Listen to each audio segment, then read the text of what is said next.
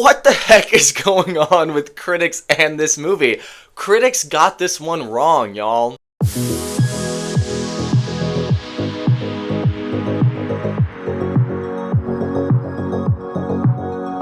What's up, you guys? It's Jonathan Carter here with another Jay Carter, That Review Guy movie review. Today we are going to be talking about the highly talked about, highly anticipated Captain America Brave New World. Whatever this is, Cap, be careful. Captain America Brave New World is the latest entry in the ever-sweeping MCU. I think we're at 30-some entries now. I believe this movie either ends Phase 5 or kicks off Phase 6. I've gotten kind of lost in the phases since the Avengers movies haven't really, capped the phases off anymore. This is Anthony Mackie's first outing as Captain America since he was given the shield at the end of Endgame, and he did have the show Falcon and Winter Soldier with Bucky, but this is his first full-fledged movie as Captain America, and also his first time since the end of Falcon and Winter Soldier as actually being the mantle of Captain America. If you're not familiar, there was a lot of drama with the behind the scenes of this movie. It had a million test screenings apparently that were not satisfactory to people. There are a bunch of rumors of reshoots, the movie costing $1 bajillion to make. All of it have been rumors. Some say 6 months of reshoots, some say it was only 21 days of reshoots, and then the director of this movie just came out and said, no, we actually didn't have any reshoots, which I don't believe. The movie definitely feels like there were reshoots in there. Regardless of all of that, there was definitely a lot of drama behind this movie. And then even with the MCU. So we're at a point right now where the MCU is putting out, it's like a cycle of, they're gonna put out a good movie or a good show, and then the next one is gonna be bottom tier bad movie or show, and the cycle just goes round and round and round and round since the release of Endgame. Or I should say the start of Phase 4, with WandaVision. This also comes at a time when Marvel has realized a lot of their properties have dipped massively in quality, so they are pulling back in what they are putting out. The only entries in the MCU we had last year in 24 were Echo, Agatha All Along, which are 2 Disney Plus shows, and then 1 movie with Deadpool and Wolverine. This year, we're getting Captain America Brave New World, Thunderbolts, and the Fantastic Four as the big movie, so we're kind of back to a lot of movies, and then we are getting a lot of shows with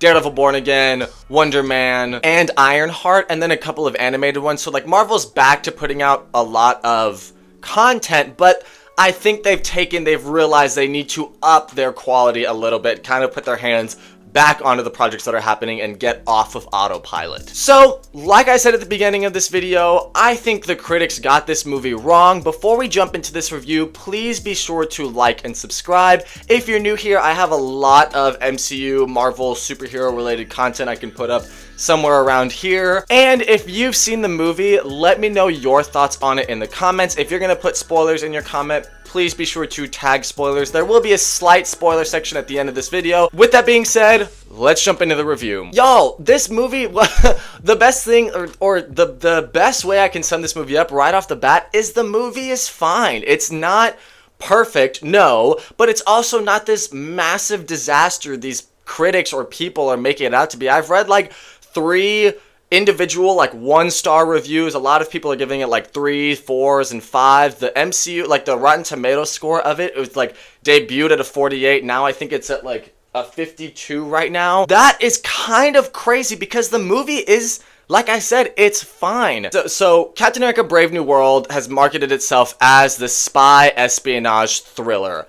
I will say it's not really that. It cannot hold a flame to the Winter Soldier, which is everyone's favorite Captain America movie, but also some people's favorite MCU movie.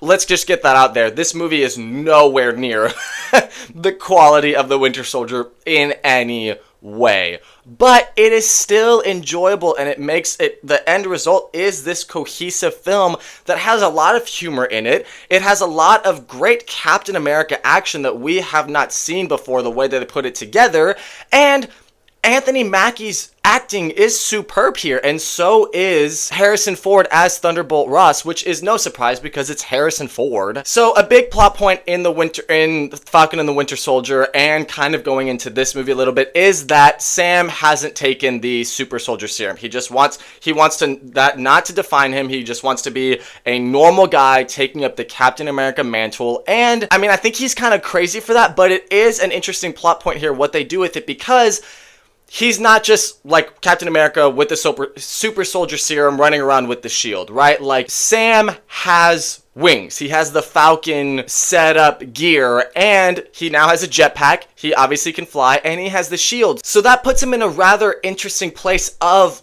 different fight scenes and choreography that you can do when your Captain America can fly. And the way that the movie incorporates that with the throwing of the shield,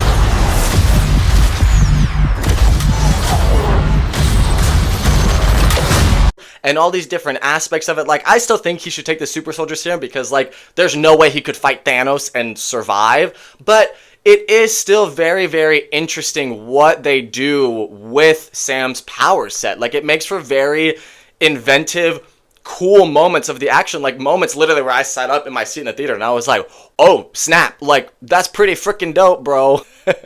But the biggest compliment I can give this movie is that it finally makes the MCU feel connected again, like a shared universe that the MCU used to feel like, and since the beginning of Phase 4 hasn't really felt like that, where like Spider-Man No Way Home doesn't have a connection to Wakanda Forever, or doesn't have a connection to She-Hulk or Miss Marvel, and then nobody has a connection to the Marvels or Quantumania. Like, it's all just like all over the place. You don't really know how things are going to get tied together, and it just felt so scattershot. And this movie finally starts to refocus, realign the narrative of the, like, overall MCU. And so, yes, without getting into spoilers, there are hints here of what comes next after this, like connecting to the next movies. But also, while doing that, it simultaneously connects itself to older films. So it connects in both ways of moving the universe forward, but still feeling attached to it from previous events. Films like Eternals, Black Widow, surprisingly The Incredible Hulk, which I don't think anybody was expecting there, but it has heavy, heavy ties to that movie. And in all honesty, a project like this, again, while it's not perfect, this should have been something released like right after Endgame, when Phase 4 was picking up, to make this universe, again, still feel connected. Like, there is a pathway forward that becomes clear. Where the movie stumbles, though, the narrative is not that interesting. This is one of the more, or maybe the shortest MCU movie in length. Its narrative feels oddly long because it's poorly paced. Like, it is rather dull. It's kind of boring. That's the biggest critique I can give the movie, is it should have a much more interesting plot for the story's idea. I think this was like a half-baked script that Marvel just put out and said, make it work, before they kind of like quality control checked themselves to then like reshape the movie. So you can feel that. It is halfway, in the midpoint, I was kind of like, okay, like, we should pick this up. Why is this not as interesting as it should be with a Captain America that can fly with having a shield and taking down military jets and things like that? Yeah, I mean, it is rather slow. I could understand, again, this isn't like a 9, 8 out of 10 movie. But the movie's strong points, where they come in, they are very, very strong. The thing we haven't talked about here is Harrison Ford as Thaddeus Thunderbolt Ross. He took over from William Hurt, who passed away, unfortunately. He steps right into the MCU. He feels at home here, and he is a very, very interesting villain, and he has that Harrison Ford charisma that only Harrison Ford can have, You're not Steve Rogers. You're right.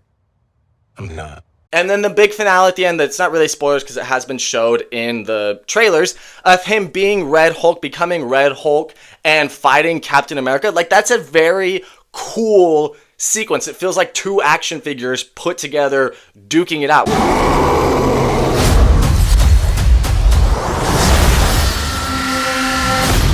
What more do you want from an MCU movie? Now, we are going to do a quick spoiler section here. I will let you all know there is one post-credit scene at the very, very end of the credits, so stick around for that. At the end of the movie, the leader, who is the main villain of this film, like the overarching villain from The Incredible Hulk way back in 2008, mentions to Sam that he can protect this world, but what about all of the other worlds that are needing protection, that are coming together, hence moving forward into, I would believe, Galactus, or maybe even like Thunderbolts of what's going to happen there. And most importantly, obviously leading to Doomsday, and then what will eventually be Avengers Secret Wars, where all these worlds come together as a battle world. I think that's what the leader is alluding to, just they're not really saying that, but you can kind of piece it together. So again, it's moving the story forward of the overall narrative of the MCU.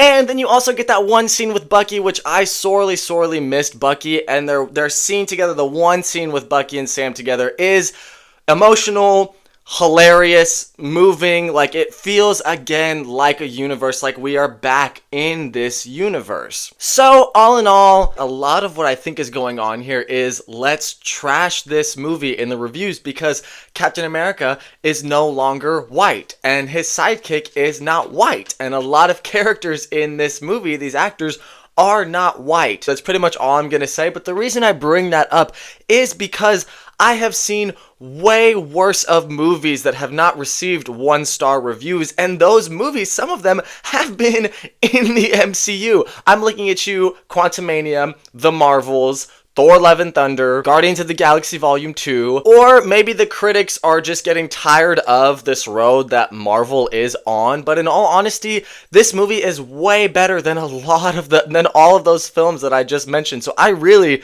like I said, I don't know what's going on here. I enjoyed Captain America Brave New World enough. It is nowhere near the disaster critics are making it out to be, but it's also like nowhere near a 10 out of 10 film. And so, with that, I'm going to give Captain America Brave New World a 6 out of 10. And on a see it, stream it, or skip it, stream it. If you're an MCU diehard, you're obviously going to go check this one out. If you do go check it out in theaters, go see it in IMAX. It's definitely worth some of those action scenes. They are pretty freaking crazy. Like I said at the beginning of the video, if you've seen it, let me know your thoughts in the comments. If you have spoilers in the comments, please tag them as spoilers. Please be sure to like and subscribe. Check me out on Instagram, TikTok, Spotify for podcast versions of this review. And as always, I will see you all on the next one.